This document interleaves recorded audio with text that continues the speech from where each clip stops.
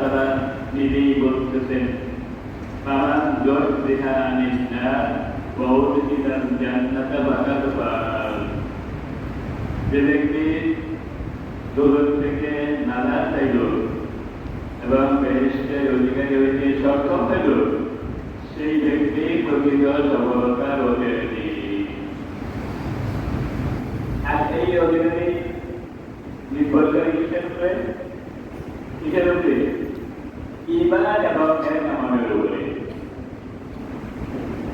যে ব্যক্তি আল্লাহর প্রতি ঈমান আনল এবং ঈমান আনার পরে নেক আমলের দ্বারা ঈমানটাকে বোঝাইজ্ঞান করল, সেই প্রকৃত সফলতার অধিকারী। প্রকৃত সফলতার অধিকারী ওই ব্যক্তি যে ব্যক্তি ঈমানের দ্বারা নেক আমলের দ্বারা ঈমান এবং নেক আমলকে মজবুত করল।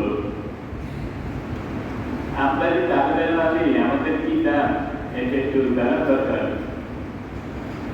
তার অর্থ হলো এই ঈমান এবং নেক আমল।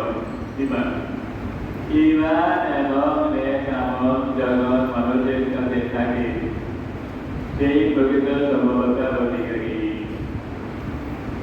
আল্লাহ তাআলা নিজেই বলতেছেন যালিকাল ফাউজুল আযীম, যালিকাল ফাউজুল কাবীর ইত্যাদি ইত্যাদি নিজেই বলতেছেন।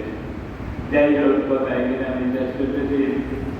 ঈমান এবং নেক আমলের দ্বারা যারা মুদায়্যান হয়, তারাই প্রকৃত সফলতার অধিকারী।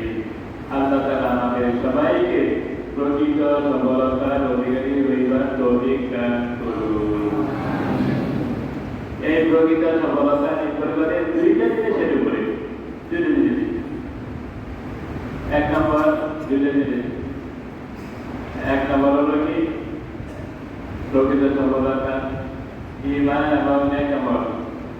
দুই নম্বর হলো কি? দুই নম্বর হলো এই ঈমান এবং নেক আমলের পরে, ঈমান এবং নেক আমলের পরে তাকওয়া এবং পরহেজগারি। এই দুটো জিনিসের দরকার। তাহলে ভাই আমরা ঈমানও হাসিল করি, সাথে সাথে তাকওয়া এবং পরহেজগারিও হাসিল করি। আল্লাহ তাআলা আমাদের সবাইকে তৌফিক দান করুন। برحمتك يا ارحم الراحمين. ربنا آتنا في الدنيا حسنة وفي الآخرة حسنة وقنا عذاب النار وأدخلنا الجنة مع الأبرار.